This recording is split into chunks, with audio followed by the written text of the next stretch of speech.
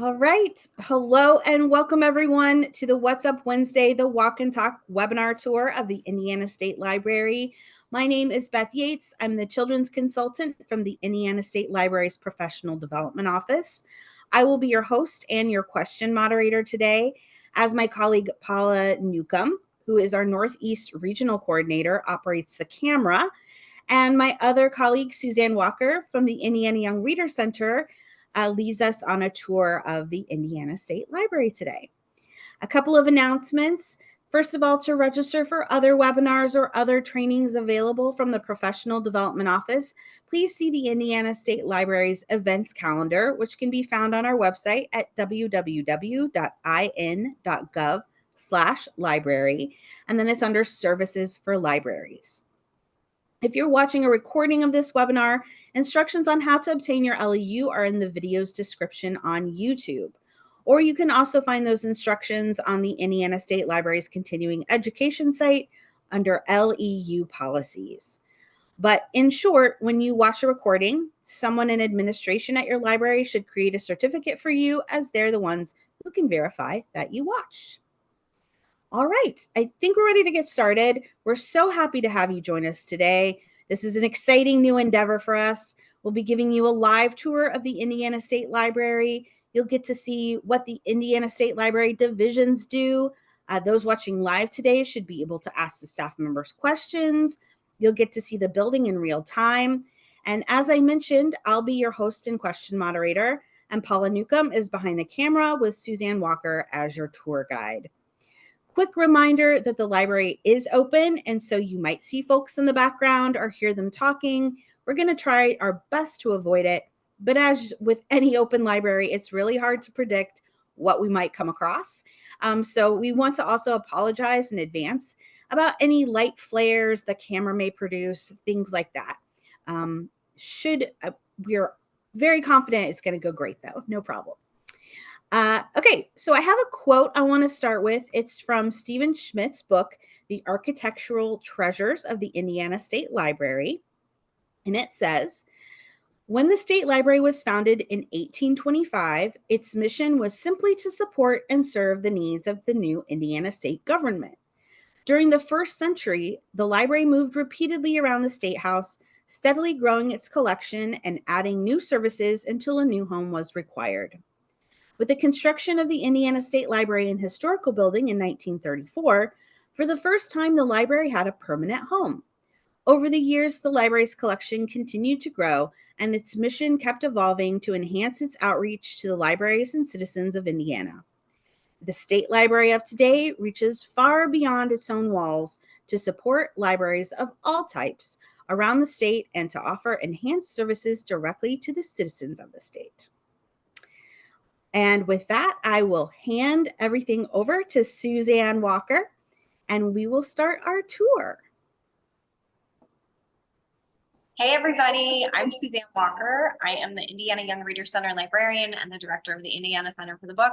And I'm really excited to be with all of you guys today. We've had a great turnout and we're just super excited and a little nervous, so just bear with us for all of that. I wanted to let you know that in 1976, the library doubled its size with a 4-story addition, which is where we're standing now. And I'm going to go ahead and start our tour today. We're going to meet our Circulation Support Division Supervisor, Regina. So let's just walk over here. And this is Regina Duty. Good morning. Hi, Regina. Hello. How are you? I'm doing well. How are you? Good. Thanks for being with us today. Can you tell us a little bit about the patrons that you guys serve here in the Circulation Division? We have a vast variety of patrons that come in. We have people that come in for meetings. We have children that want to visit the Young Readers Center. We have people liking the microfilm, genealogy. So we have everything in here. Fantastic. And can you tell us a little bit about how the state library is different from our local public library? So the state library is more of a research library. We don't have your everyday what's on demand books right now.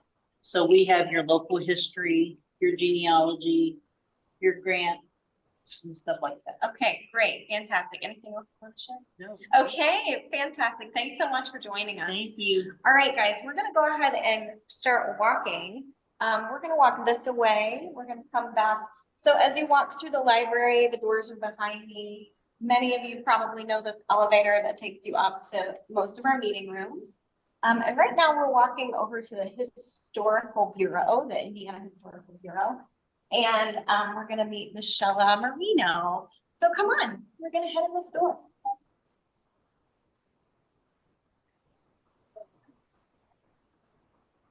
How are you today? I'm well, It's and so you? nice to see you.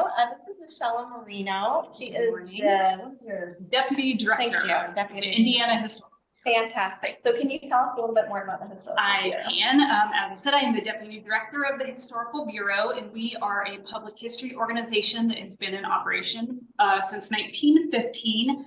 It's long been our mission to provide publications and programs for citizens of all ages to both learn and teach about the history of their own communities, the state of Indiana, and their relationship to the nation and world.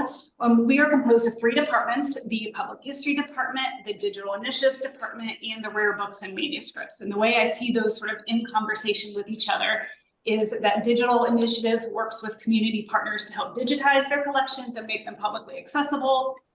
Rare Books and Manuscripts curates one of our largest collections here at the library, and then the public historians get in and tell the stories that we find from all those collections and translate that for the public. We at the Bureau have 2 legislatively mandated projects or programs that we operate. One is our State Historical Marker Program, which has been in operation since 1946. We have over 750 markers across the state. We're in 91 of 92 Indiana counties. J County is our holdout. No way. Trying to get a marker get there. J. Yes. And that is a public-driven program where we try to tell stories that highlight the rich and diverse history across our state. We also have one other legislatively mandated program, which is the Indiana Legislative Oral History Initiative, or the ALOHI. We're state government. We love a good acronym, right? Yes, We do. of course. And libraries. Yes, of course, right? And so we've been operating that since 2018, and that's where we conduct oral histories with former state legislators, really in an attempt to better understand the political history of our state over the last 4 decades in particular, and how the state has evolved. And those are available to the public through our online archive. Fantastic. So we also partner with a lot of other communities-based organizations, libraries, and history-based organizations across the state to provide public programming. And then in sort of keeping with our mission, we also host a variety of other projects here at the Bureau, namely our blog, Untold Indiana, our narrative podcast, Talking Hoosier History. We also have Hoosier State Chronicles, which is our newspaper digitization program, Indiana Memory, which is a hub for online collections. And then, of course, also Rare Books and Manuscripts collection and our marker files that are open to the public for research as well. So When do you sleep? I don't know. I don't know. We are very busy, but we like it that way, and we love working with other organizations across the state. That's great. Now this is off the cuff, but do you want to tell us a little bit about your space? I do. This is our new historical marker center. We still have a few things that we're bringing in, but we are envisioning this space as a place where folks can come in from the public that are interested in historical markers or working on applications, and we can help them through that process and to learn what history is and in fact how to do history. I love that. Michelle, this has been delightful. Well, it's always a delight, Suzanne. Thank you so much. You're welcome, and hope the tour goes well. Thank you. Okay, guys, we're gonna head out this way now. That was too fun.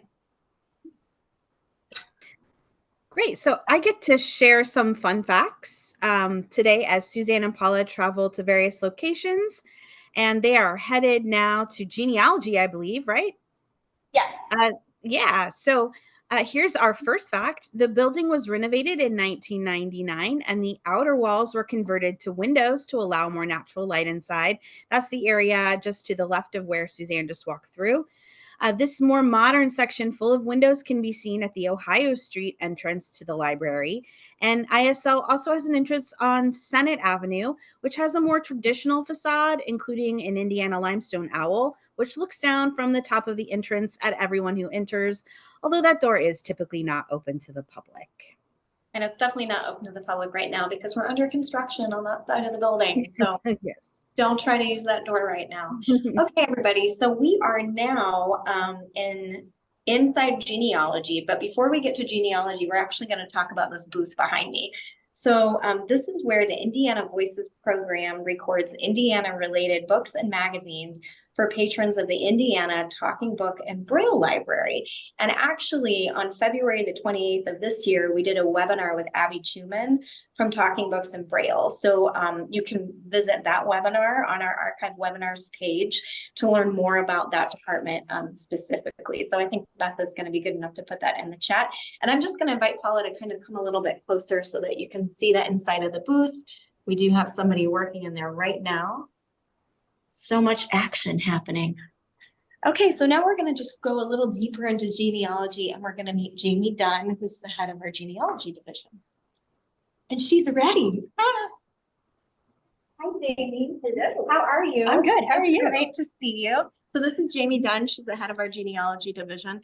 Jamie, do you want to just tell us a little bit about what you guys do here in genealogy? Sure. We have a large genealogy collection, roughly 50,000 books, as well as numerous other materials, vertical files, microfilm, that sort of thing. And we collect primarily on Indiana and the Midwest just due to space constraints, but we do collect something for all 50 states and other countries as well. Our collections include family histories, they include county histories, birth, marriage, and death indexes, land records, probate and will records, just any kind of records that might be useful for genealogists. We have indexes or copies of the actual records. We also offer a lot of online resources. Some of those you have to be here in the library to use, like Ancestry Library Edition, Fold 3, etc. And others are on our website that anyone can use anywhere. Indexing Indiana records, things we've digitized from our collections and made available through our digital collections, things like that. We're always adding new things online that people can access from anywhere just to make our collections more available to everyone. And that's pretty much what we have. That's fantastic. So I imagine that you guys get questions that are pretty difficult to answer. Sometimes it depends on what people are looking for. Sometimes it's people getting started and we help them when they've never done genealogy before. Other times answering something that's been bothering them for 20 years. And we love working on any kind of question, no matter how in-depth or like simple it is. In So the beginning, yeah, that's great. Yeah. Have you gotten to be with patrons when they've had that aha moment? Yes, that's our favorite part, when they come in and we set them up with whatever books are relevant to what they're looking for, and they find exactly what they wanted. That's so great. Very cool. Okay, well, thank you so much. I'm going to invite Paula just to go ahead and scan around the room so people can see your department quickly. Sure. Mm-hmm. You're welcome.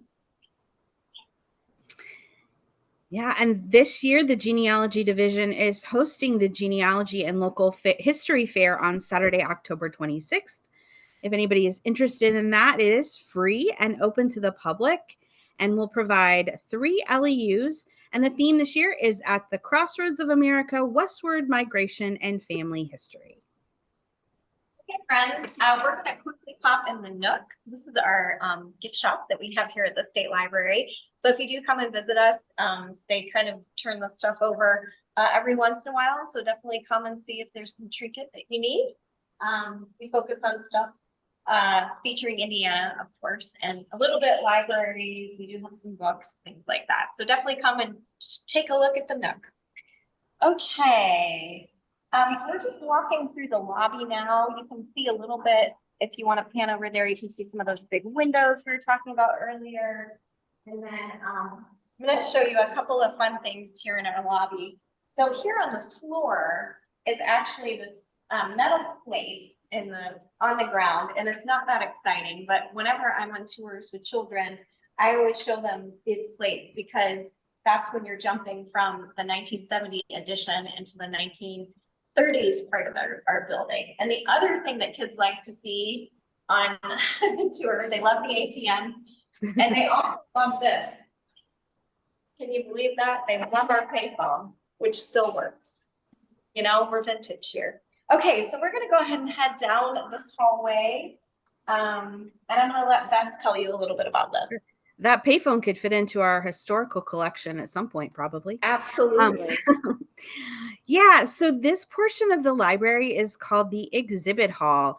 It's filled with display cases, as you can see.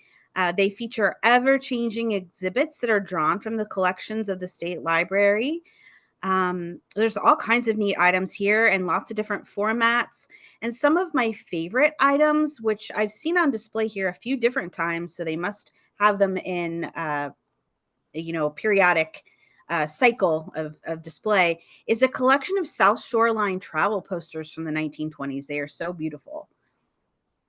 Okay, great. Thank you so much. I'm really excited. I'm here in the State House Education Center now. So we just walked through the exhibit hall, and I'm here with Bailey Hinton Matthews. Bailey Matthews Hinton. Hinton Whatever you want to say. Hey, I'm here with Bailey. She's my good friend. And Bailey runs the State House Education Center. Can you tell us a little bit about the center? Yeah, so the State Health Education Center opened as a legacy project for Indiana's bicentennial in 2016. I always say that we are kind of like the trailer to the movie of the tour that you get at the State House. So groups come here first before they go to the State House sometimes. Sometimes, Yeah, yeah. yeah. It's like a little preview of what you get here or at the State House. We focus a lot on Indiana history and Indiana government, so kiddos can get a little bit of civics education when they come in and check out our exhibits. And you and I partner a ton on field trips. We do. We have lots Dream of team. Yes, high five. Lots of field trips in the fall. We get hundreds of kids that come in, bordering on thousands probably per year. But right now you have something exciting going on this summer. I hold a summer camp every year for children of state employees. So we're on our dead week right now. Nice. But we've had 2 groups this past week or past 2 weeks, and I've got another 2 groups coming in. So I know you also have a lot of features here. You've got a feature about the State House. If you want to go ahead and show this case, Paula, this is like a little miniature of the State House, which is really fun. Don't show the fact that those are out of order. But this part's great. Just turned off. They're just turned off right now, turned off for camp. And then we also have an area where kids can vote. We have an area where they talk about how a bill becomes a law, and also bits about state government. So which of these features is your favorite? Ooh, that's a good question. And I know I'm springing it on you. Yeah, I think my favorite is going to be the one in the back corner over here. The government works for me. It just tells kids how government works for them in every aspect of their lives. Right, yeah. and it also has really cute miniatures. So we'll walk over there and take a look at it. Thank you so much, Thanks Bailey. for having me. Great to Yeah, see you. thank you. Okay, Paula, we're just gonna pop over here so we can see this really. Yeah, as Suzanne mentioned, the State House Education Center contains several different interactive exhibits for kids. There's a 3D model of the State House. There's pretend voting machines, an interactive simulation that explains the 3 branches of Indiana state government, and some other cool stuff. You can see the voting machines there to the right as she walks through. And the tape is not usually on the floor. That's for the camp. Yep. Okay, fantastic. So at this point, we're heading into the Great Hall, and it is great and it's fantastic. This is our best part of our building. So we're coming up the stairs from the side, but we're going to take you over to what the old front. So we'll hop over here. So you're gonna get to see our grand staircase, and I hope you can hear me okay. It gets a little echoey through here. Mhm. Come on over this way. Don't run into that. Very good, perfect. So the marble grand staircase that you can see is really spectacular as it leads up to the original circulation desk and the card catalog. I always tell people it's probably the biggest card catalog in Indiana, but I don't have a resource to vouch for me on that. I'm pretty sure it is. And we're also going to see some beautiful stained glass windows. So I'm going to let Paula walk up the stairs here in a second, and we're going to have Beth tell us a little bit more about. Yeah, this is the original library entrance off of Senate Avenue behind Paula there, which is under construction. The exterior of the library is constructed of Indiana limestone from the Bedford quarries in southern Indiana, and the interior walls are covered with Monte Cassino sandstone from the St. Meinrad quarry, which is also in southern Indiana. And the outside of the building is currently being cleaned and repaired, as Suzanne mentioned, and is covered in scaffolding and tarps. Very lovely. But normally it is truly lovely when it's not covered. Absolutely. All right, as we come to the top of the stairs, you can see this wall full of card catalogs in front of you. Fun fact about the card catalogs, there are 1,482 card-sized drawers made from Indiana walnut, of course, and each drawer holds approximately 600 cards, representing a total of nearly 900,000 cards. Whew, that's a lot of cards. So this is a question for all of you guys who are joining us today. I bring kids here for tours all the time, and they see this big wall, and I ask them if they know what it is. So first of all, do you think the kids know what this is? And Beth, you can tell me in the chat what people are saying. Yeah, does anybody know? What do you think the kids think it is? Well, no, my question is, Okay. do they know what it is? Do they know it is? No, they all say no. No, yes, they don't know what it is. So what do you think that they think it is? What do you guys think the kids think these are? Let's see if we've got any. Any responses? Let's see. Yeah, somebody said mailboxes. Yep. Yep, that's what they think they are. They think all of a sudden that they're in the post office and that they think that these are mailboxes. So obviously they're not. They're the card catalog. And we don't add to the card catalog any longer, but we still do have researchers that will come in and go here first. That's what they're used to doing. Okay, so in the Great Hall, there's really so much to talk about. We could probably do a webinar just on the Great Hall, actually. So you can see the ceiling. I think, have you got the, yeah, there you go. And you can see our chandeliers. So the chandeliers are really supposed to be representative of a famous Indiana agricultural product. It's not pineapples. It's actually, drum roll, corn. That's right. And then also at the top of sort of the columns, we don't really have columns, but at the top of the wall, you might be able to see names carved up there.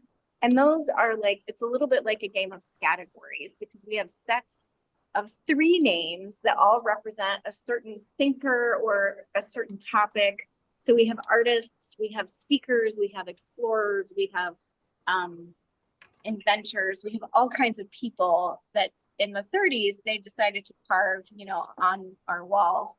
Now, are any of them women? No. Are any of them people of color? Not really. So if we were going to do this again today, we would definitely have a more diverse group of people that we honor here at the State Library.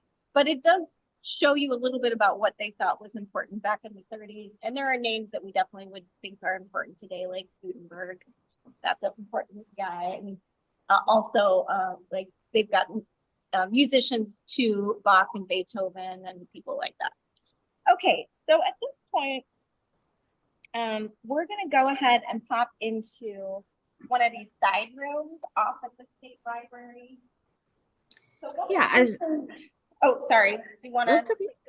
Yeah, as you explore the library, one of the first things you notice is that there are not very many books available for browsing. And that's because the State Library, as we've mentioned, is a research library and it has closed stacks. If you've never heard that term, closed stacks means that the librarians have to go get the items for you. But we do have a small browsing collection, and those books are available to check out with an Evergreen Indiana Library card. And Suzanne's there now. Yes, so sorry. So this is the browsing area, and I'll let Paula kind of pan around so you can see it a little bit. This is the part of the library that's really the most like a public library. Everything in this room circulates and people can check out. But like Beth said, for the most part, most of our stuff doesn't check out. So we're just going to kind of turn around and we're going to pop into the reading room. So we do have researchers from all across the globe that come to the State Library for their research. And today we actually have a researcher that's flying in from London to do some research, which is exciting. And they need to have access to rare books and manuscripts. And when they come and do their research, they're actually going to sit here at some of these tables. We always have to have staff with the person as they're doing their research so that we make sure all of our collections stay safe. The other thing about this room is it's beautiful. We're going to turn around it. Actually, sorry. Can we show these photos or are they going to be too glary? You can tell me. Do they look okay? Okay, so these are some giant photos that we have of the State Library when the State Library was first built. So this is an early one. You can see this old car. And then over here, we're going back in time. This is before the State Library was, completed. You can see the skeleton kind of the building. I love this sign here. It says slow, hospital, quiet zone. So that's kind of interesting. And then way down here, you can see when the library was just a speck of dirt, a big, big hole. And what I think is so fascinating about this photo, which I hope you can see, are all of the old cars. And also there's actually people like digging in this hole. And the way that they were able to do this construction before they had these giant, machinery the way that we have today, like this little guy is kind of all they had. And I'm sure you won't be, well, maybe we can do this. Look at the machinery that we have today. We have just giant machinery. I don't know if you can see that at all. Oh, yeah. But back in the day, they just really didn't. Okay, so we're going to go ahead and walk a little bit. Well, Beth, do you want to go ahead and, well, sorry, we're going to talk about the ceiling. Come on over and see the ceiling. So the ceiling in here is made of cast concrete, and you might see those little icons with the blue backgrounds, and those are actually American publishers' printers' marks. We're going to go into another room later, and we're going to see European printers' marks. And then at the end of this room, which I think we can go ahead and walk a little closer to it, this is one of 4 murals that we have here at the State Library. This one is called Indian's Gift of Corn, and it really is my personal favorite mural because it does show Native Americans kind of going about their daily life. What we know, we believe that the dwelling in this painting is accurate. We're not as sure about the clothing that the people are wearing. But it is a beautiful mural. And like I said, there were 4 murals that were commissioned for the library when it was built. Let's see here. I think I'm going to let Beth tell you a little bit about our manuscripts division, and then we're going to walk into the Indiana Young Readers Center. Sure. That reading room we just saw, it belongs to the manuscripts reading room. And if you aren't familiar with what a manuscript collection is, I know I wasn't until I came to work at the State Library. In library terms, manuscript generally means an unpublished work of any kind of medium. Our manuscripts collections range from 15th century to present day. We've got Civil War era letters and diaries. We've got family papers, records of many political figures from the Hoosier State. And because of the age, condition, and rarity of the items, they require special handling. Okay, guys, we've now entered the Indiana Young Readers Center, which is my home away from home and my favorite part of the building. I say that there's a couple of times I'm going to say that, just FYI. So this space became part of the library in 2016. Before that, it actually was the manuscripts reading room. But in 2016, as part of the bicentennial, they decided to go ahead and do an installation of an area specifically for kids. So in this area, we collect books by Indiana authors, by Indiana illustrators, and also books set in Indiana. We also have, if you're familiar with some of our state awards, we have every book that's ever won the Indiana Young Hoosier Book Award in all the categories. We have all of those winners. We also have all of the books that were nominated and won the Firefly Award. I'm actually going to make Paula turn around and show you this again. So that's where I came in at. So you can see this is our Firefly collection. We have all the books that were nominated and won the Firefly. And then over here, this is our Young Hoosier sections. We have the picture books, and we have it labeled by intermediate and then middle grade. And then of course, we also have every book that's won the Elliott Rosewater Book Award. So if you're interested in Indiana Book Awards, we have all of those. And then behind some of our more special collections, we talk about the Indiana Authors Award. These are the letters that won Indiana Letters About Literature for the last 10 years or so. I'll talk about that at the very end of our webinar today. We also have a special collection of graphic novels by Indiana authors, and then we're developing our Spanish collection by Indiana authors. We have a little bit of Braille here, and this is really just to showcase that the state library is the entity that has Talking Books and Braille Library. The Braille Library itself is in the basement, and our bigger collection, I think, I could be wrong about that, but our talking books, like the audio books, we have a massive collection of those. So walking this way, you can see more in our space. We've got a collection of crayon globes, actually, which is kind of fun. And then lots of books by Indiana authors that write for kids. But the fun stuff is over here. So we do have all of these alcoves along the wall. And in this first one, we are just focusing on Indiana as well as Indiana Center for the Book.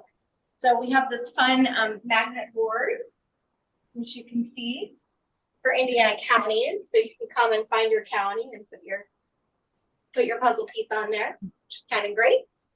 And then in this next one, we feature a few things that we do here at the state library. So we focus on genealogy, and we also talk about primary sources in this alcove. One of the things that's really popular is this display about cursive writing. I just had somebody in here yesterday that was like, I can't believe kids need to know how important cursive writing is. Well, you know, I don't know, some schools teach it, some schools don't teach it. But we feel like it's important so that kids can read, you know, diaries that their grandmother maybe would have written, or their great grandparents, or other documents from their life, but also the founding documents of our country were all in cursive writing. So it's important to have that. Okay, one more. We've actually got three more. So this next one is focusing on Indiana authors John Green and Meg Cabot, some of our big hitters that write for teens. And then this alcove talks about Clifford and Garfield. We're really lucky in Indiana that we get a famous cat and a famous dog from Indiana. So Clifford is from Indiana because Norman Bridwell is the author, and Norman Bridwell is from Kokomo, Indiana. And then Garfield is a Indiana cat because Jim Davis is actually from Grant County, Indiana. So we're happy to have both of them. A couple other fun things in this area. We do have Clifford's Doghouse, which is great. I'll just come in so you can see me. Clifford's Doghouse is super fun. It's very popular during field trips and with kids. We have a play area in our picture book area. And then our last alcove really focuses on being an author or being an illustrator. So we're trying to kind of encourage kids in that direction. Okay, we're going to step outside and I'm going to show you two more things. You're doing great, Paula. So over here, not to be outdone by Clifford's Doghouse, we have Garfield in a little photo zone. So if you come to the state library, you can picture taken with Garfield. And I'm also going to mention our partnership with Dolly Parton Imagination Library. So we do have a nice big poster here about Dolly Parton's Imagination Library, and we have a new partnership with them. And I think Beth is probably going to pop that link in the chat so that you guys can see that. It's in there. Okay, great. Alrighty. So now we're still in the Great Hall. We've kind of done a little circle. And now we're in the area of the Great Hall called the mezzanine. So this area is a lovely place to sit and relax. It's frequently used for all kinds of events. We do a lot of events here at the State Library. We have receptions, special programs, weddings, all kinds of things, lots of meetings with state government. So over my shoulder, hopefully, you can see one of our beautiful stained glass windows. I don't think I mentioned this earlier, but our stained glass windows and our murals were all done by J. Scott Williams. So he was the artist that they hired to do all of this when the building was built. So they're all vintage. You can also see the original circulation desk. This is kind of a good view of it. We were near there earlier, but I did point it out. And the doors behind that circulation desk actually lead directly to our vintage stacks, which is kind of cool. So the stacks are right there. The librarian would have had just quick access to be able to go back and see those. The desk is 100% vintage. A lot of the things in our building are vintage. The building is Art Nouveau. And we have all kinds of things kind of left over from when they built the building. We have benches, We have tables, we have chairs, we have old book carts, we have old card catalogs. It's really kind of cool to see all of that. Okay, we're going to show you a couple of murals now. I think we'll start with that one, sorry. So this one is the building of the state. And this one really talks about what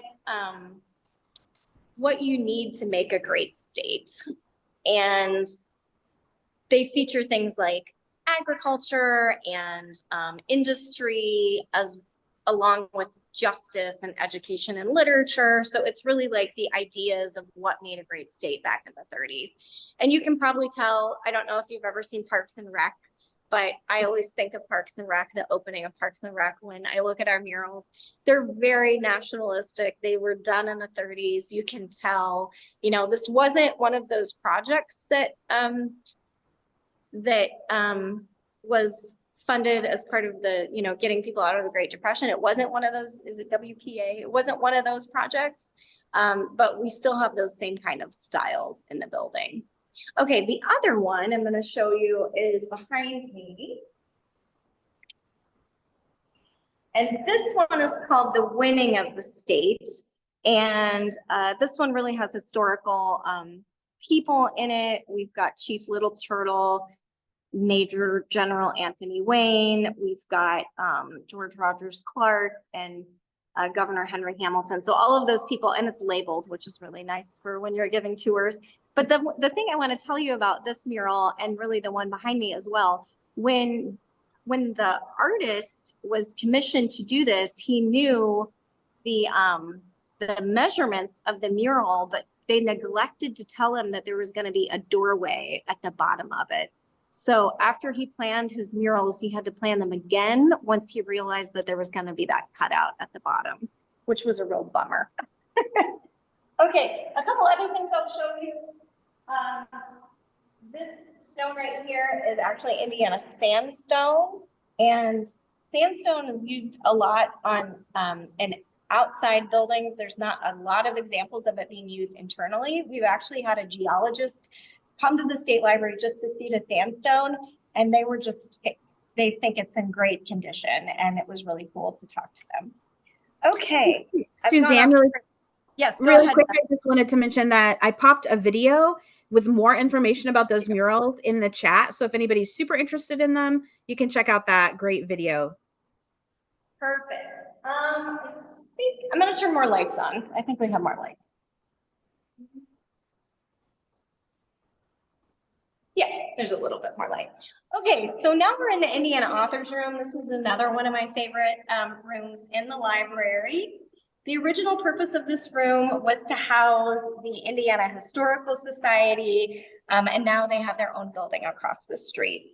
So this room has been repurposed to house the Indiana Authors Collection. So this is a collection of fiction by Indiana authors, mostly that write for grown-ups. We have a few teen books in here, but mostly those are in the Young Reader Center. So this is a beautiful room. I talked a little bit about the sandstone. In this room, I'm going to talk about the walnut. This is all Indiana walnut.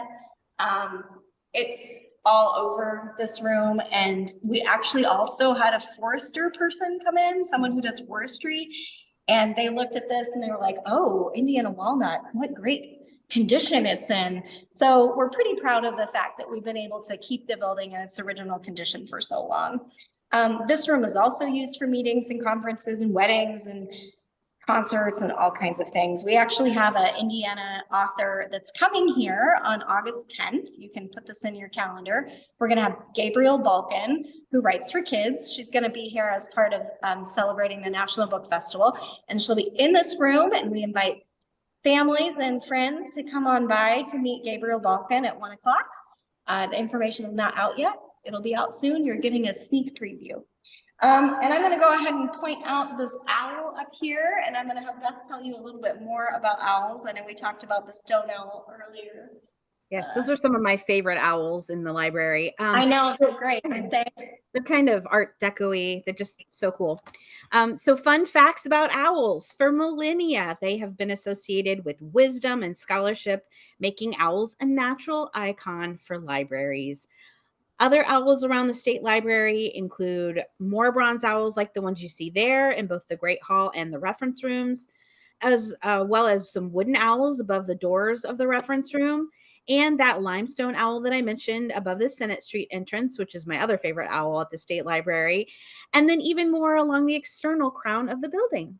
So we really, really like owls. We do. I forgot to tell you a little bit about the ceiling in this room. So Paula's going to go ahead and tilt up so that you can see the ceiling. So the ceiling in this room does have some stylized versions of some Indiana symbols. We do have the things that look like torches are actually supposed to be Indiana corn again. And then the circular big flowers are supposed to be Indiana peonies. Which is of course our state flower. And now I'm gonna go ahead and go off on a tangent about why I think it should not be our state flower. And that is my own personal opinion and is not endorsed by the state library. It's not a native plant. It's not native to Indiana. And we should have an Indiana native plant as our state flower. I said it here. You can join me in the chat if you agree. If you don't agree, think about your choices.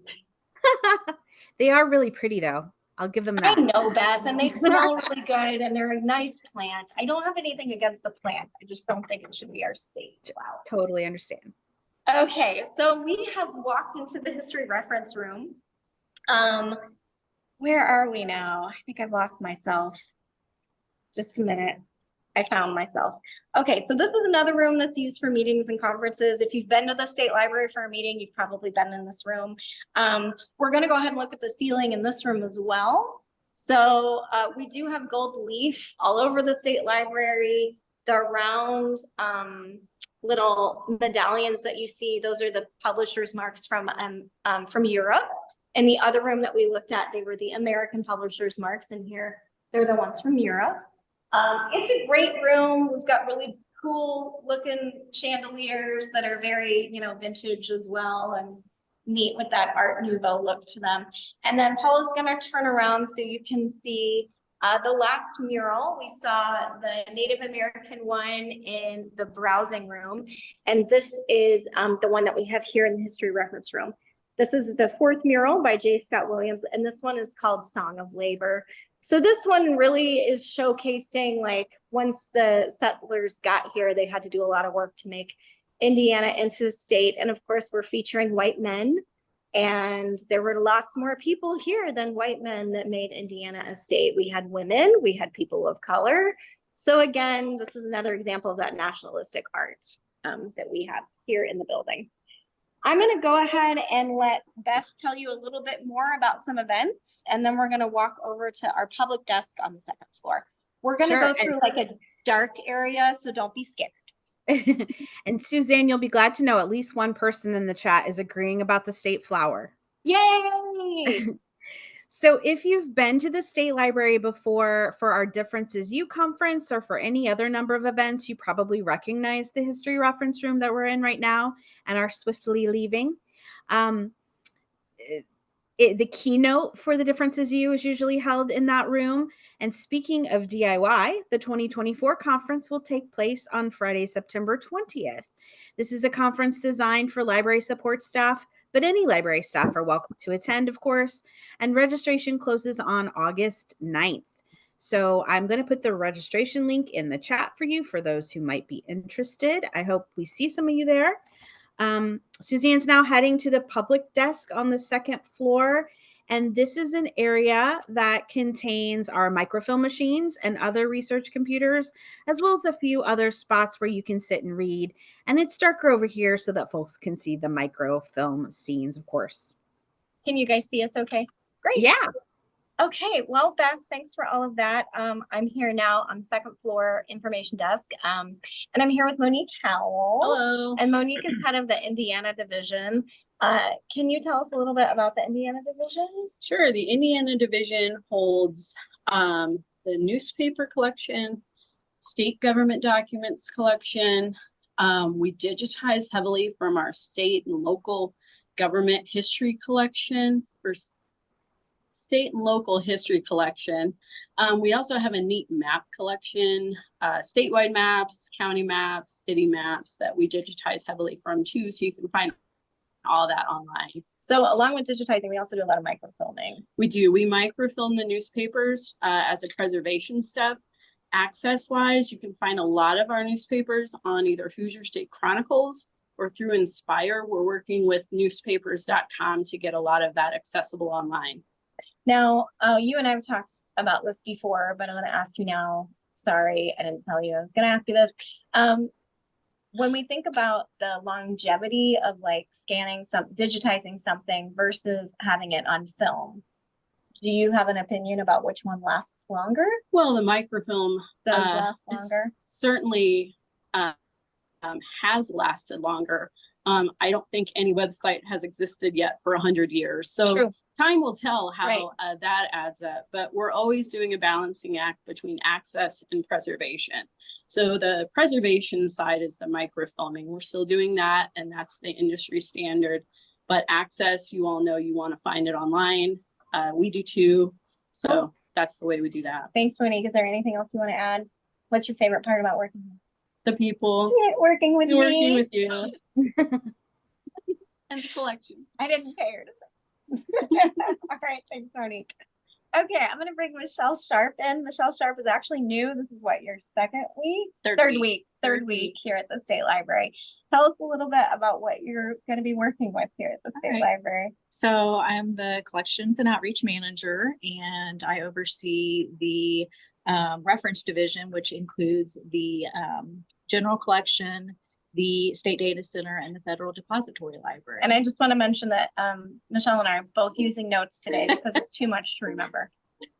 Well, and I'm new, so Right, I have right. my little cheat sheet here. So tell us what is you said the State Data Center and then the federal. No, tell us about the State Data Center. Do you Okay. have more info about that? So the State Data Center assists the Census Bureau in disseminating information, and ours at the State Library is a member of a robust affiliation of agencies that create and circulate statistical and demographic data. So a big part of its mission is to help others in finding this specific data and learning how to use the tools that can help refine their queries. Have you dug into the census yourself or anything? I've used the census for like genealogy research mostly, but also just for like planning programs and different things like that. But yeah, it's a very powerful tool. It's so cool. Is there anything else you wanted to share with us today? The State Library is a great place to come visit. It has a lot of cool resources, and being in my third week, I'm learning about a lot of the stuff I never knew even existed here. So I definitely encourage you to come check it out. Yay! Thank you so much, Yeah. Michelle. Okay, I'm gonna bring, which way do you want to go? I'm gonna go that way. Okay, Brent, why don't you come on in? I'm bringing Brent Abercrombie in, and Brent is gonna tell us about the Federal Depository. Yes. What is the Federal Depository? Well, that is a library that collects, organizes, and preserves print and electronic information produced by all parts of the federal government. The mission of the Federal Depository Libraries is to provide local, free access to federal information in an impartial environment. A Federal Depository Library also has a full-time staff member who specializes in Fed docs. Is that you? That's That's me. you. Yep. So in addition to helping researchers, I also organize a government information themed conference every other year called Government Information Day. But I'm always eager to go out and meet at a local library to talk about government information, gov docs, answer any types of questions. So are you saying that you could go out into the state and do a training at some public library about Fed docs? Absolutely. Amazing. You heard it Yes. here. Well, thank you. And I have to admit that I got to present at Government Information Day this year, and it was really cool. Thank you. It was fun to meet people who are gaga for government resources and state docs. There's such And- a wealth of information out there, and so my job is to help kind of make it easier to navigate. Fantastic. Thanks, Brent. Thank you. Great to talk to you. Likewise. Take Thanks, care. everybody. Bye. Okay, we are gonna walk up to the third floor now, but I'm gonna let Paula show you a little bit of our microfilm area. We do have patrons in here every day that use our microfilm. Like Beth said earlier, it's a little darker here just so that the film shows up better on the screens. Okay, and at this point, I think I'm gonna have Beth go ahead and chat with you guys for a minute while we walk upstairs. Yeah, okay. So Paula and Suzanne are going to be heading to the third floor first. The third and fourth floors of the state library are really primarily for staff offices and other behind the scenes work.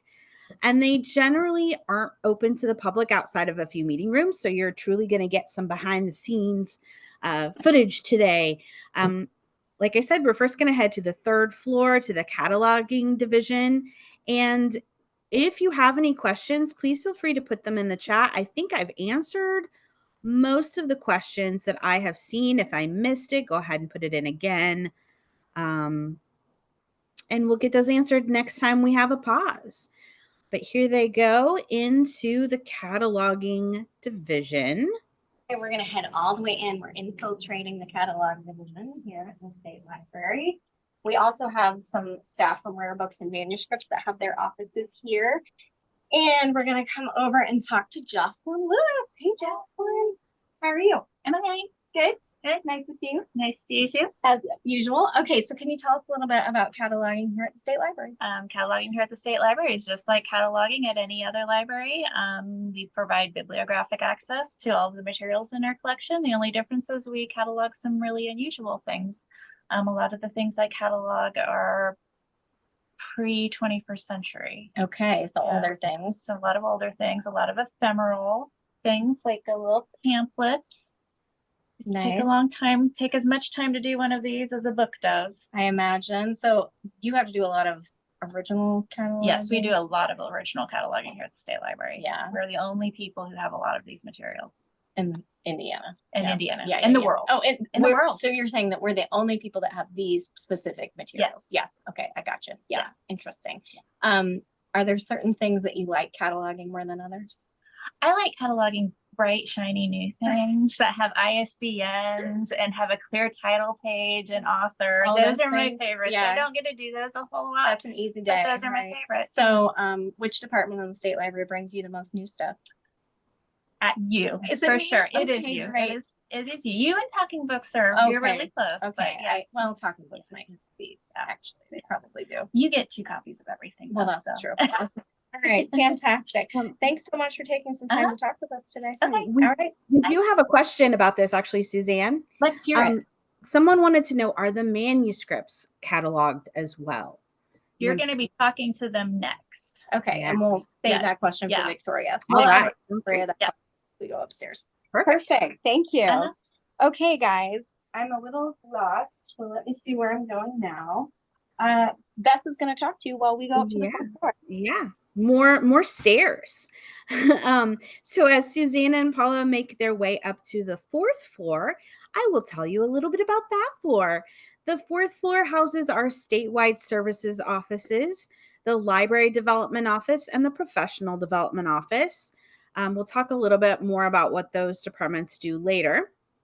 Along with the state librarian's office and some other administrative staff are also up there, our business office and things like that as well. The conservation lab is also on the 4th floor. We'll be popping over there in a minute. And you can also enter the closed stacks on the 4th floor, which we will be going through that here in a bit too. But Suzanne will first be stopping at the vault, Okay, which guys. I think is a great name. Yeah, so these are the doors of the vault. It doesn't say on here, this is the vault. Whenever I do tours with kids, I always ask them what kind of buildings have vaults. What do you think they say? They always say banks, but also our library has a vault too. And that's where we keep, some of those materials that Jocelyn was talking about, things that no one else has in the whole world. We keep those here in our vault. It doesn't say this is the vault for security, and I have to use my badge to get in. So I'm gonna come over and badge myself in. And I'm gonna pop in and see the vault. And believe it or not, our head of our rare books and manuscripts division is here. This is Victoria Duncan. Hi, Victoria. How are you? Great.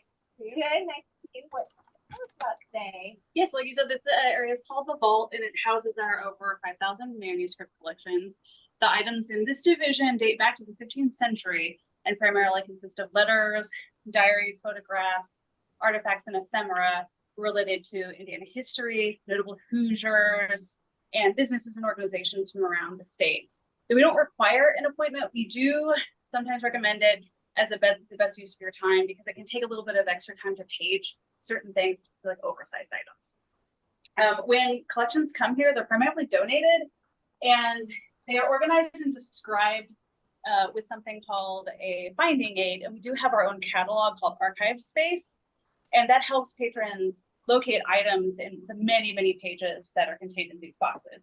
So everything is put in archival sleeves and in acid-free sleeves and folders, which helps preserve things for the future. And then we also work closely with the conservation department to stabilize items that have deteriorated naturally over time or fix things like tears that can sometimes happen with these. So yeah, we take very good care of our collections here. I love that. So earlier when we were down talking with Jocelyn, someone said, do you catalog your manuscripts? So you kind of answered that, but can you just talk a tiny bit or say that again in a different way? So how do you catalog like a manuscript collection? Yeah, it's so different, which is why we have a different cataloging system. The thing that really makes it different is that we kind of have to organize things, like I talked about oversized items. We have to organize things by the format and shape. So we organize the many pages in a collection, say by like collection, series, sub-series, box, and folder. So you'll be looking through a long page of items, searching for things and see like, okay, what I need is in box 14, folder 2, and we know how to get that. So, but it can take some extra time. It's a bit of a learning curve, but we're here to help you.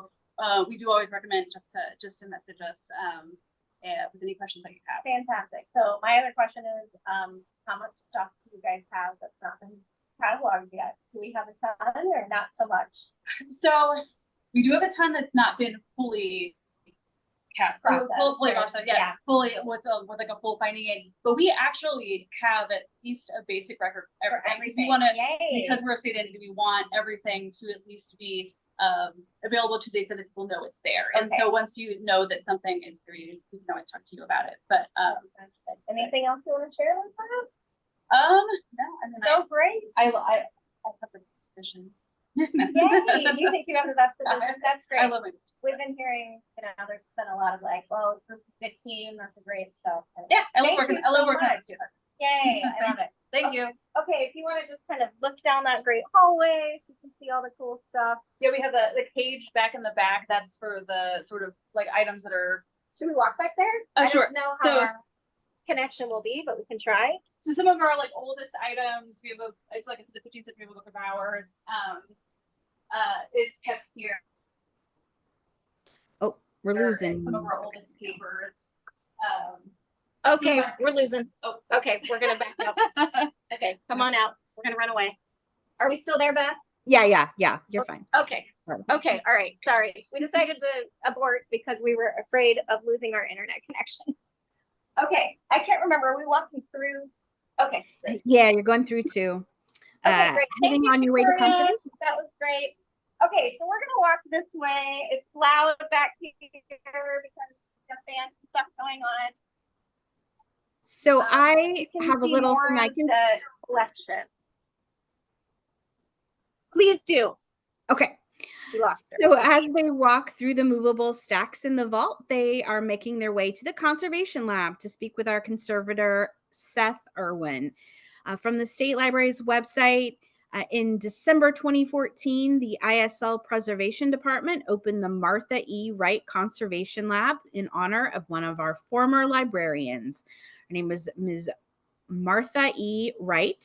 The Conservation Lab, their generous donation to the Indiana State Library's Foundation for the Preservation of our Collection continues to aid our ability to restore access to fragile and rare collections, to assure the continued access to all of our materials, and to remember her personality, her work, and her love for the State Library. So we have lots of thanks to give to Martha E. Wright for that.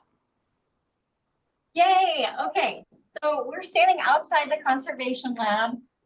We aren't going in because when we did our test, we realized there's some dead spots in there for our internet. So that's why we're not going in.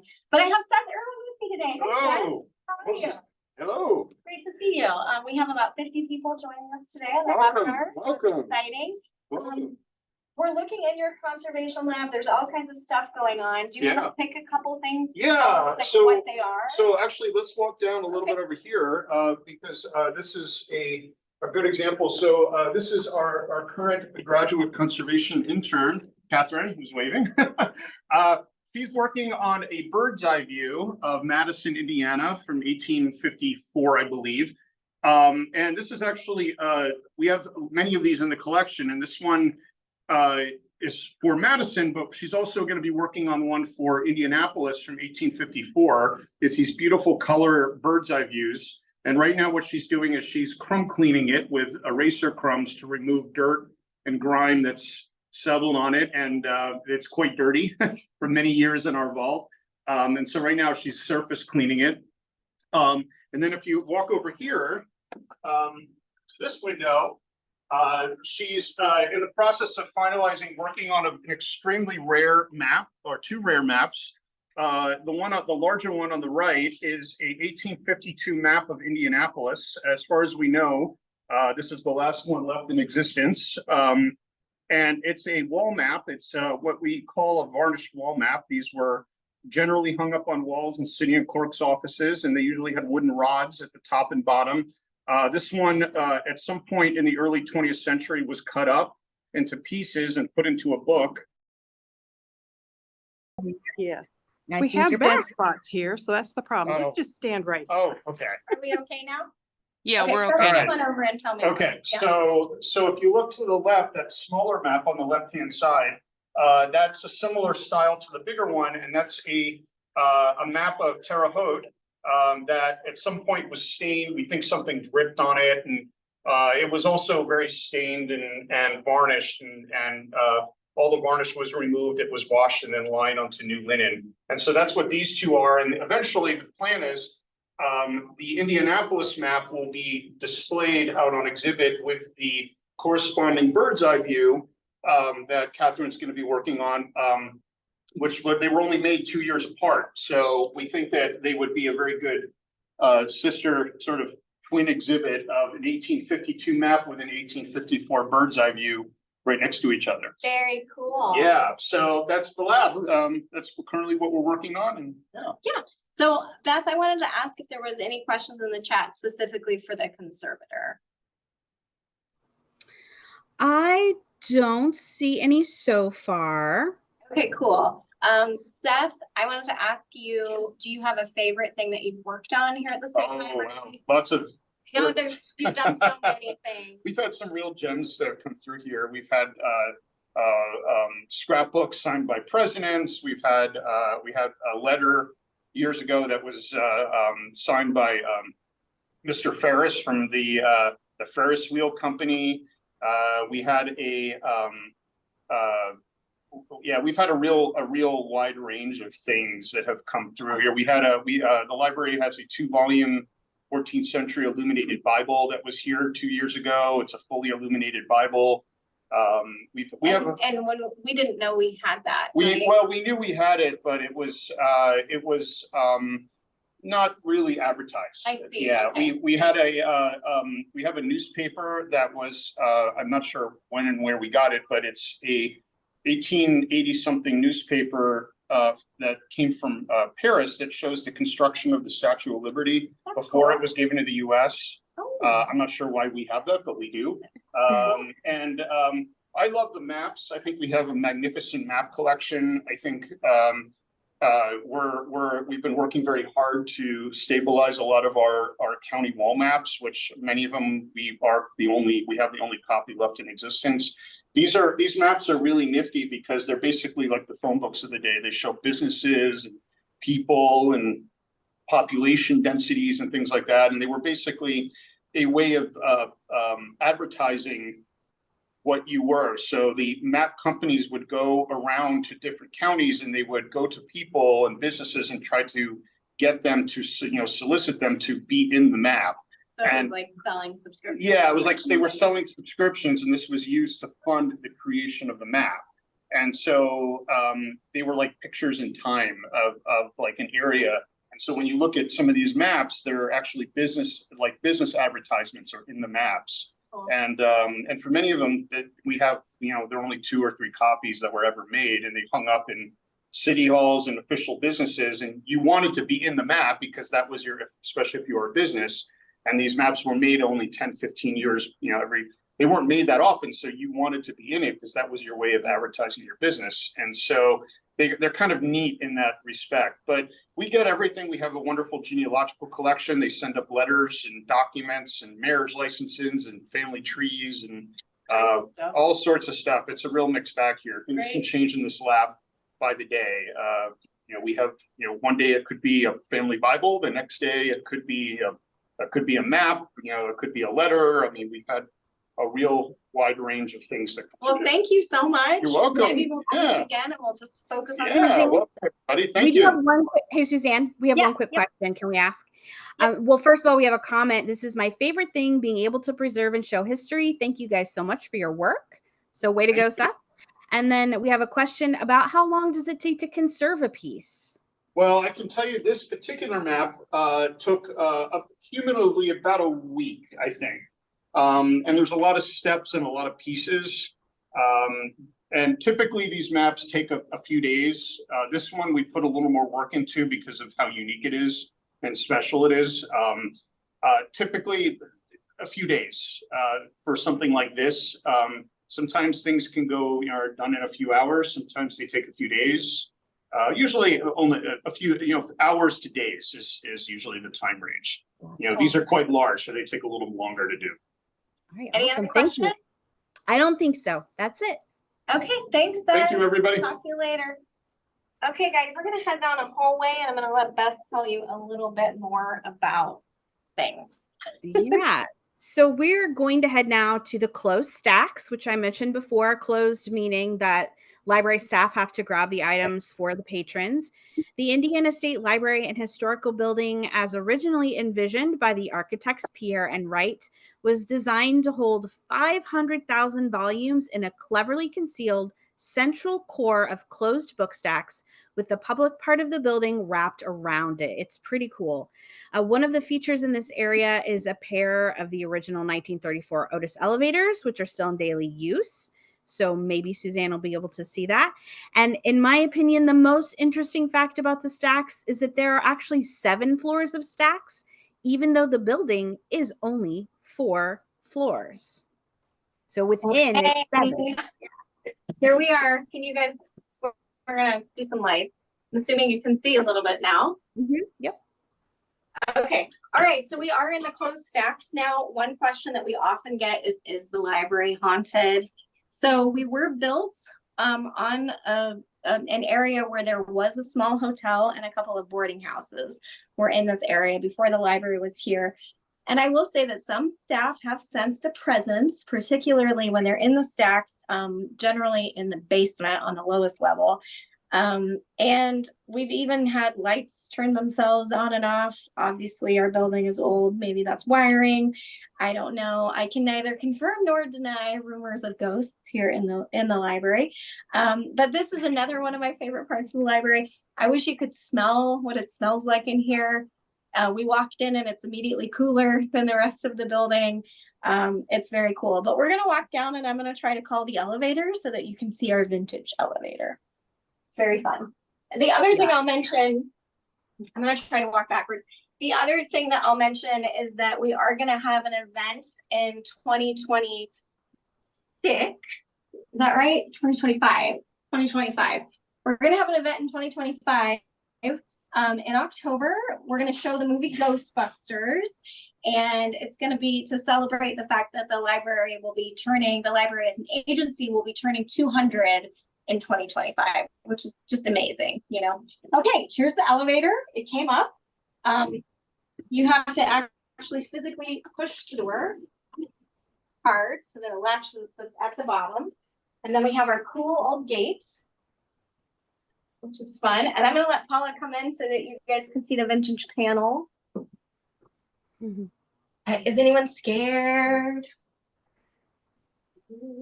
I'm scared to ride in it.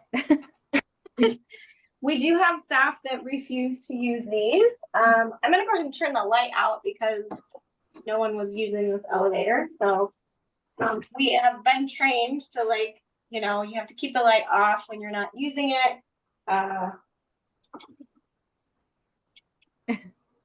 Hold on. Oh, I did it wrong. That's why. Hold on.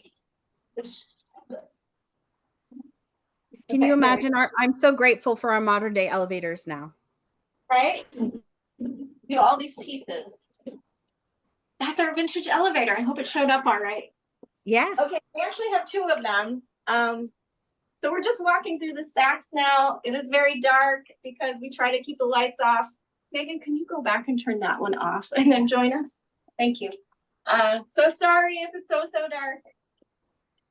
Oh, thank you, Gabriel. The state library is a gym, and probably not enough of the public knows about this resource. Thanks to you all. So what Paula's showing you right now is the back of the stained glass windows for the Great Hall. This is what Beth was talking about, how cleverly like the stacks are really concealed. Okay, thanks, Megan. Here we go. And here's one of the staircases. We have two staircases as well. Okay. All right, folks. That was super fun. All right, so as we walk down this hall towards the state librarian's office, I'd like to tell you a little bit more about the state library's statewide services, which includes the Library Development Office and the Professional Development Office.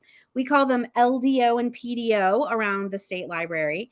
Statewide services provides critical support to Indiana's public libraries. They provide training and professional development opportunities to new directors, to board members, and to librarians. They manage the certification of librarians. They assist libraries applying for federal funding, and they deliver a whole host of other online services to the citizens of the state, including a suite of online databases in Inspire, of course, as well as digital images and materials in Indiana Memory, and the Hoosier State Chronicles, which we already talked about a little bit, which features historical Indiana newspapers. I'm going to put links to all three of those resources in the chat. And I think Suzanne has our first. We do. Okay, so I'm here with Haley Treefine. Hi, Haley. How are you? Right. I'm good. I also share your thoughts on peonies. Hey, yes, another person who's like, no peonies. That's fantastic. I do like them. I do too, but they shouldn't be flat. Agreed. Sorry that's the direction that this went, but we are. I do a lot of gardening. If you've been noticing, I am currently getting over poison ivy, so I'm not, it's fine. That's what it is.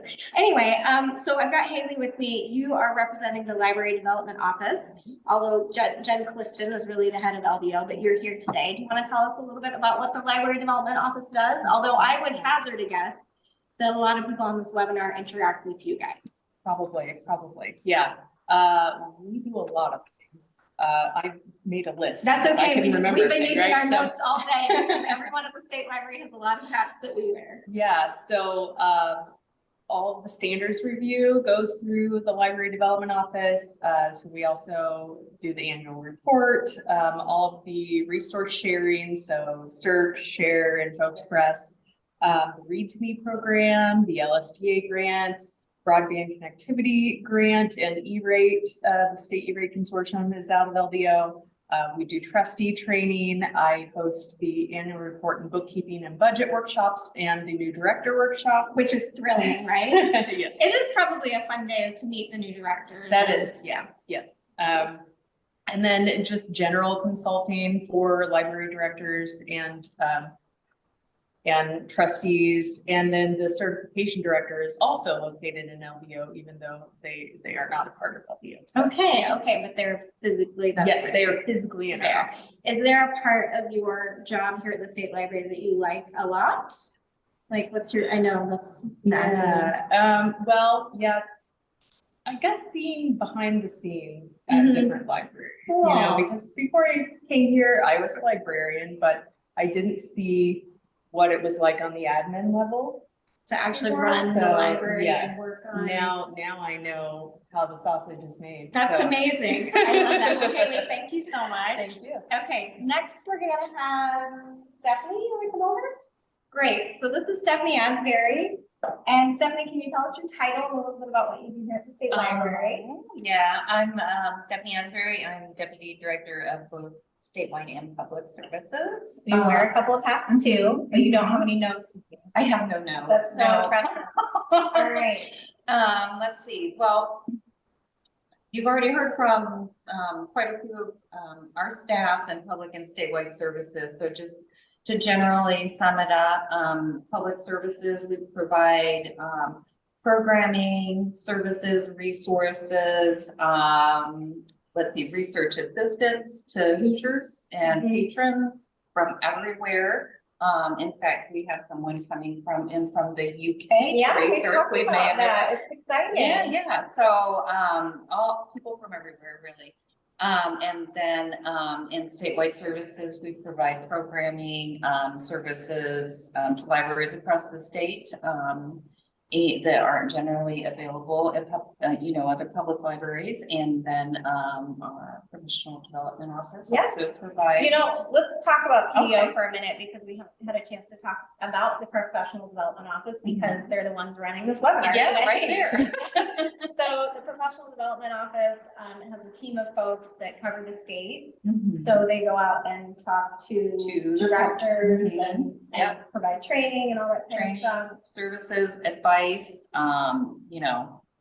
come sit on my couch if you need. Right, if you need to try Uh-huh. PDO and they'll listen to you. And then we have Beth, who's the children's consultant. So if you're a children's librarian, you can get a shoulder as well. for Yeah, that. yeah. So all sorts of support and advice, to library staff across the state, as well as professional development opportunities. So we can continue to provide those continuing education opportunities. And then you work a lot with our foundation as well. Mhm, Do you I want to do. talk about the foundation for a Yeah, second? the Indiana State Library Foundation provides, funds and support to, various programs and At the state divisions at library, the yeah. state library. Yeah. And allows us to fund different things like, our, lunch and learns, the genealogy and local history fair, and other programming like that, as well as,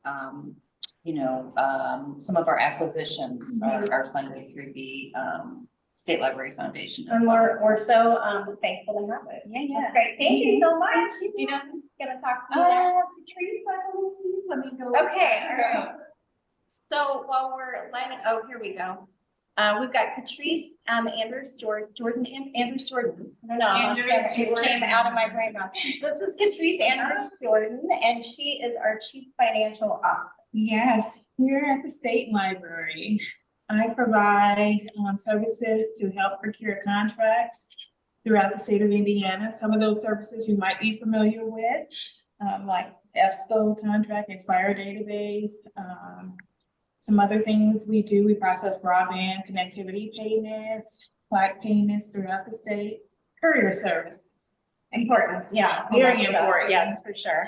And we are made up of about approximately 7 people. And so we also do internal services within state library. So that would be payroll, accounts payable. We all appreciate the payroll. Yes. And so many other things.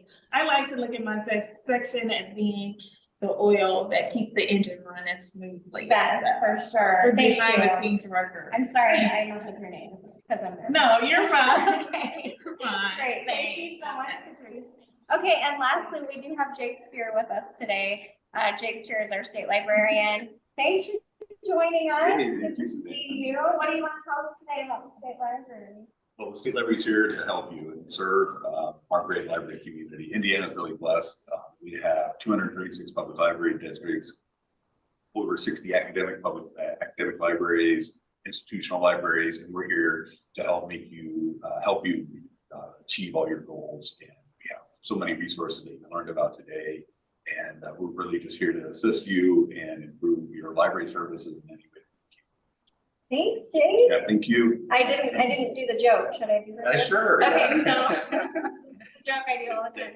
I know, it is. It's like a technical. Okay, this is Jake Spear, like Shakespeare. There we go. All right. Thanks, Thank Jake. you for being Take here. care. Okay, that was really exciting. So at this point, we're gonna do one more walk. I can't remember which way. We're gonna walk this way. And, Paula's gonna show you a little bit of the Great Hall, and then we're gonna get another shot of it. You can see one of our non-pineapple corn chandeliers. Right, And exactly. then more corn there in the wrought iron railing. Some of my favorite corn. Okay, and while we're walking, I'm gonna tell you a little bit about what I do here at the State Library. So I run the Indiana Young Reader Center, which you guys saw earlier, and I also run the Indiana Center for the Book. So the Indiana Center for the Book is an affiliate of the Library of Congress. And basically what we do is we celebrate Indiana literary heritage.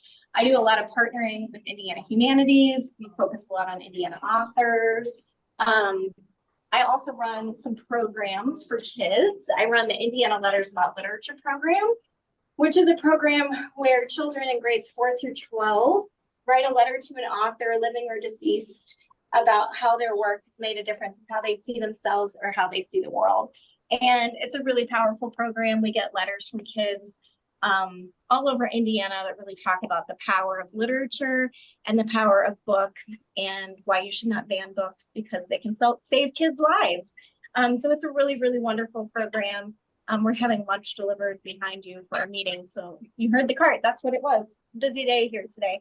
I also take care of the Indiana Early Literacy Firefly Awards. So 3 cheers for the Firefly.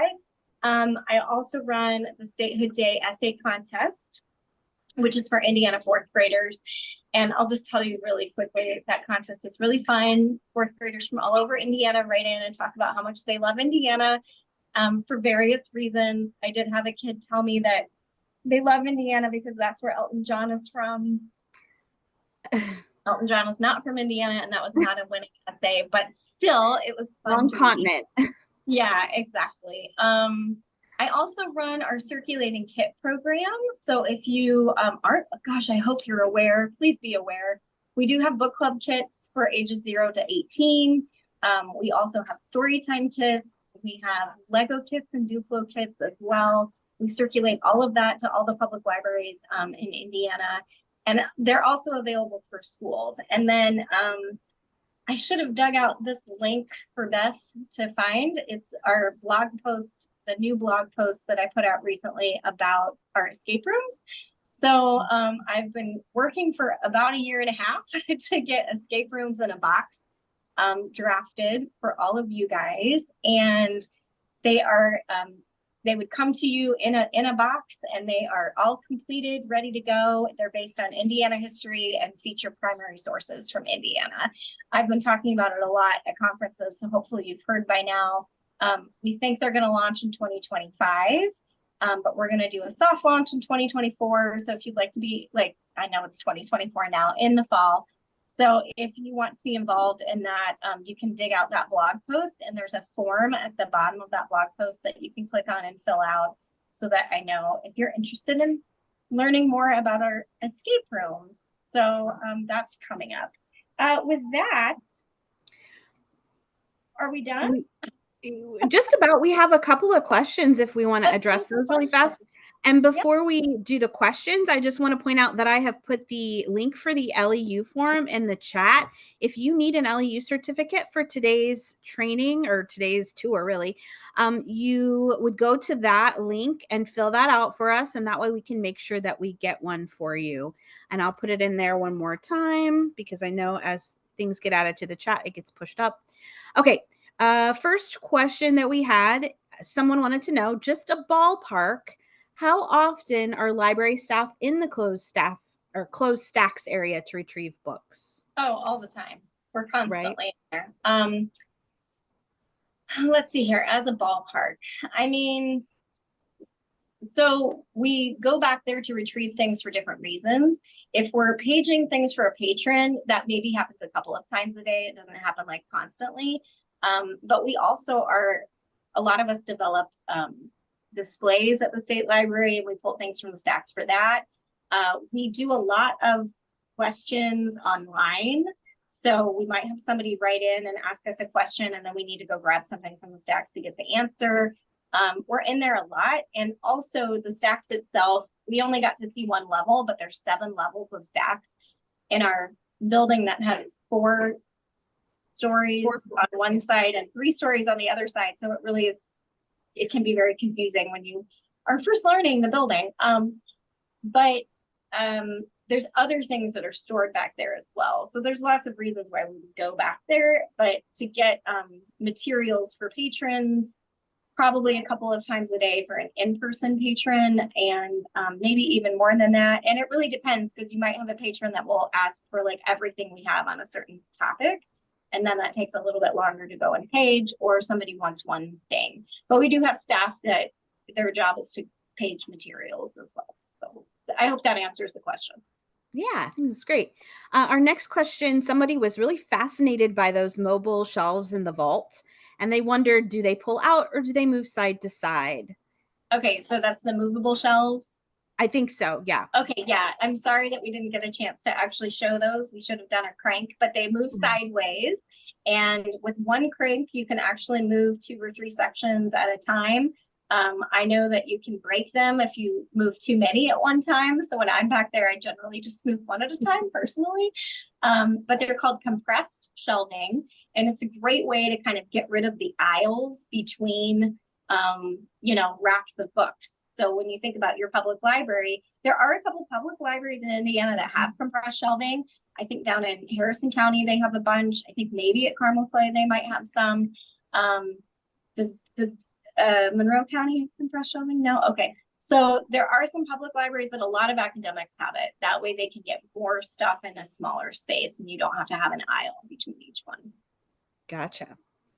Our next question is, they say, is my public library card the equivalent of an evergreen card, or is that a separate card that's needed? I assume they mean to check out from the state library. So if you are an evergreen, see, this is a great question for Regina. I think the answer is that if you have an evergreen library card, you could use that here at the state library. If you don't have an evergreen card, if your library is not an evergreen library, you would get a separate card here at the state library. And it would just be your state library card. And it does not give you access to all of evergreen, but it's sort of like a reciprocal borrowing card. It gives you access to things here in the state library. So I hope that answers that question. Yeah, and if you do have more specific questions about that, you're welcome to call the main reference phone number of the state library, and whoever answers that phone should be able to answer that. Yeah, exactly. I mean, just like any library, obviously you guys have probably figured out by now that like there's a big team here at the state library. We're all doing different things. We don't know all the things about everyone else's division. So I should know about library cards. I think that answer is correct, but not sure. Maybe confirm. As of this moment, we have one more question.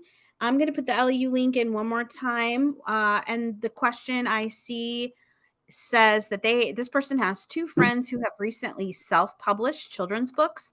Do you purchase from Indiana authors, or do they just need to submit copies for your collection? How do you handle that? So mostly we accept donations. I'm sorry to say we have a very small budget to purchase materials in the Young Reader Center. So we generally aren't buying very many titles. We do purchase most of the things that we are buying are traditionally published items from well-established authors. You know, those are the ones that we're actually going out and buying. The ones that said, we absolutely welcome self-published materials here in the children's collection. So if you want to donate 2 copies of your book, we would put it in our collection here at the state library for, you know, the Indiana Young Reader Center, focusing on Indiana authors. And the benefit of doing that is that it really secures kind of like your place in history, because unlike other public libraries, we don't weed. We really don't weed very much at all here at the state library. We're really intentional about what we put in the building. And, you know, so it's got to have that Indiana connection. And once we put it in, it just stays in. And obviously then we get into space issues, like what happens when we do run out of space. And I suppose at some point we would have to figure out exactly what we would do, because there are things in the building that have less of a connection to Indiana, and those are the things that we would let go. But I don't know. At this point, in the Young Reader Center, we have plenty of room, so I'd be happy to take all the self-published stuff. Everything you've got, folks, send it on down. Because we really think of it more as a historical almost than like a popular Yeah, collection. it's a cross section of what's happening in Indiana writing for children right now. Like that's what I think about my job is I am curating, but I'm also providing, like, I'm being a steward of all of the authors that are writing in Indiana now. And I'm happy to have a cross section. I'm happy to have representation from all over the state of what people are writing and thinking about as far as children's literature goes. Fabulous. All right. Well, if we don't have any more questions, again, before we go, I'm going to put the link for the LEU form in the chat. Please be sure to fill that out as soon as possible if you need an LEU certificate for today's webinar. If you attended live, if you're watching this as a recording, of course, you will need to follow the policy for recorded webinars in order to get your LEU certificate, which is namely that someone in administration at your library will have to create that for you.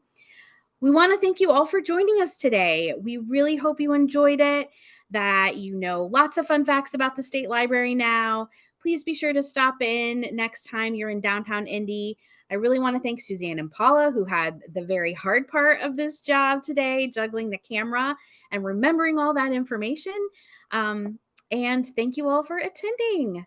Beth, I also want to thank Megan Adams, who is helping Paula in the background as well. And Beth, I want to thank you so much for being there. I think you helped us keep us on track all day. So thanks so much.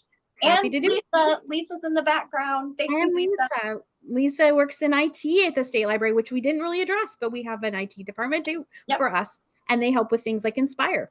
Yes, and we didn't really talk about Evergreen either, but Evergreen is a big part of the State Library as well. All the love to Evergreen Libraries. Yeah, Courtney couldn't come. Courtney Brown was in the chat, I think, but she is now in charge of the Evergreen Libraries. So, all right. Thank you so much, everyone. Thanks again for coming, and we will see you all at the next webinar. Bye. Bye.